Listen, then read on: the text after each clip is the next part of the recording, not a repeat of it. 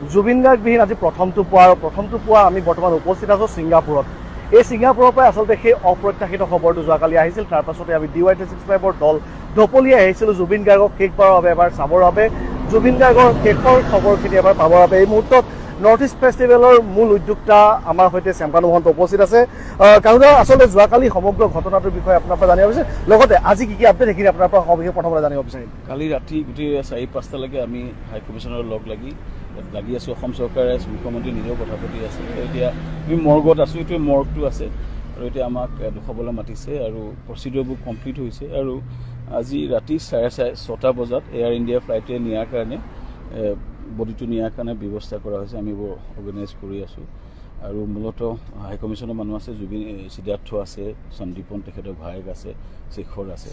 চ' আমাকে দিছে সোমাবলৈ। চ' আমি লাগি আছোঁ যাতে আজি বডিটো প্ৰচেছটো কৰি আছোঁ, যিখিনি কৰিব যাৱতীয় কাম হাই কমিশ্যনৰ লগত মই কৰ্ডিনেট কৰি আছোঁ, সেইখিনি কৰিছোঁ। বাকী মুখ্যমন্ত্ৰীৰ ফালৰ পৰা তেওঁলোকে কথা পাতি আছে। চ' আজি 6:30 বজাত যাব দিল্লীলৈ, গতিকে দিল্লীৰ পৰা ফ্লাইটটো গুৱাহাটীলৈ ছেটেলাইট ফ্লাইটত লৈ যোৱা হ'ব। এতিয়া আমি মৰ্গতে আছোঁ। এতিয়া আমাক 4জনক চাব দিছে, এতিয়া যাব লৈছোঁ। কিন্তু এটা বস্তু দেখিবলৈ পোৱা গৈছে, অসমৰ সকলোতে চৰ্চিত হৈ আছে যে শ্যামকানু মহন্তই জুবিন গাৰ্গক ছিংগাপুৰলৈ লৈ আহিছিলে, কিন্তু শ্যামকানু মহন্তই ছিংগাপুৰলৈ লৈ অহাৰ পাছত তেওঁ কোনো ধৰণৰ খবৰ নাৰাখিলে, যাৰ ফলশ্ৰুতিত এই ঘটনাটো সংঘটিত হ'ল। কি ক'ব আপুনি? প্ৰথমতে শেখৰে এতিয়া কৈছিলে শ্যামকানু মহন্তই লৈ অহা নাছিলে। একচুৱেলি আমাক জুবিন গাৰ্গে নিজে আহিব বিচাৰিছিলে। তেওঁ কৈছে মই ছিংগাপুৰ ভ্ৰমণ কৰিব বিচাৰিছোঁ আৰু এই অনুষ্ঠানটো যিহেতু আমাৰ নৰ্থ ইষ্ট ইণ্ডিয়া ফেষ্টিভেল য'তে হয় ত'তেই জুবিন গাৰ্গ যায় আৰু এই অনুষ্ঠানটো এইটো কোনো অনুষ্ঠান ইয়াত অসমৰ বিশেষ ভূমিকা নকৰে, বিশেষকৈ বাকী উত্তৰ পূবৰ ৰাজ্যবোৰ আহে। ইয়াতে 400মান উদ্যোগী আহে। চ' তাতে ব্যৱসায় বাণিজ্য বৃহৎ কাম হৈ আছে আৰু সেইকাৰণে জুবিনে ইয়াত থাকিব বিচাৰে। তেওঁ নিজে মাতি পেলাই আপোনাক শেখৰে ক'ব, শেখৰো আছিলে যে তেওঁলোক কৈছে মই যাম তালৈ, যাই পেলাই মোক মাতি ক'লে যে মই যাব বিচাৰিছোঁ। আৰু জুবিন গাৰ্গে যদি মোক বিচাৰে যাব, মই কি কৰিম? জুবিন গাৰ্গে মোক কৈছে যে শেখৰো আছিল, আপুনি সুধিব পাৰে, তুমি শেখৰ আগত কৈছে মই যাব বিচাৰিছোঁ ছিংগাপুৰ, মই ভাইটোকো লৈ যাব বিচাৰিছোঁ সন্দীপন গাৰ্গ। মই ক'লোঁ যে জুবিনে যাবতো বিচাৰি তেওঁলোক আহিছে, মোৰ কাম হৈছে যে আমাৰ আহি পেলাই মই ভালকৈ ৰখাৰ ব্যৱস্থা কৰিছোঁ। গান টাইপৰ তেওঁ অকল শেখৰ আহিছে, বাকী দলটো অহা নাই। চ' আহি পেলাই তেওঁ অহাৰ পিছত আমাৰ ইয়াত অনুষ্ঠান চলি আছে, 400জন মানুহ আহিছে, উত্তৰ পূবৰ নেতৃত্ব আহিছে, বিজনেছ মিটিং চলি আছে। বিজনেছ মিটিঙৰ পাছত আমি তাতে বহি আছিলোঁ, মিটিঙত বহু উত্তৰ পূবৰ নেতৃত্ববোৰ লগত একেলগে আছিলোঁ। থাকোঁতে আমাক কথাটো গম পাই আমি বহুত দূৰত আছিলোঁ।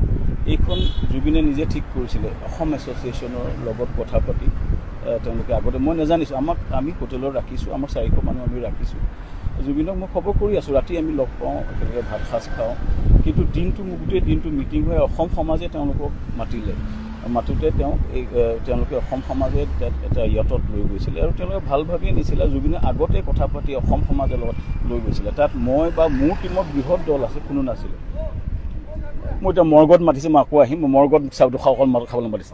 হয়, সেয়া আছিল শ্যামকানু মহন্ত। ইতিমধ্যে কৈছে যে আচলতে যোৱাকালি যি ঘটনাটো সংঘটিত হ'ল তাৰ পাছত বৰ্তমান জুবিন গাৰ্গক এই যি ছিংগাপুৰৰ জেনেৰেল হস্পিটেল তাৰ মৰ্গত বৰ্তমান ৰখা হৈছে। পৰৱৰ্তী সময়ত আমি আৰু কথা পাতিম কি কাৰণে সেই ঘটনাটো হ'বলৈ পালে, শ্যামকানু মহন্তই সঁচাকৈ খবৰ ৰখা নাছিল নেকি, সেই সকলোবোৰ কথা পাতিম। কিন্তু বৰ্তমান সময়ত আমি ক'ব বিচাৰিছোঁ যে এই মুহূৰ্তত ছিংগাপুৰৰ জেনেৰেল হস্পিটেলৰ 9 নম্বৰ ব্লকত থকা মৰ্গত জুবিন গাৰ্গ নিস্তব্ধ নীৰৱে শুই আছে।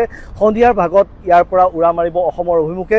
বিয়লি ফ্লাইট আছে, এয়াৰ ইণ্ডিয়াৰ ফ্লাইটৰ পৰা প্ৰথমতে দিল্লীলৈ যাব আৰু দিল্লীৰ পৰা উৰা মাৰিব অসমৰ অভিমুখে। গতিকে পৰৱৰ্তী সময়ত আমি বাকী খবৰ দিবলৈ চেষ্টা কৰিম। আৰু বৰ্তমান ছিংগাপুৰৰ যি জেনেৰেল হস্পিটেল তাতেই বৰ্তমান জুবিন শুই আছে নিস্তব্ধ নীৰৱে।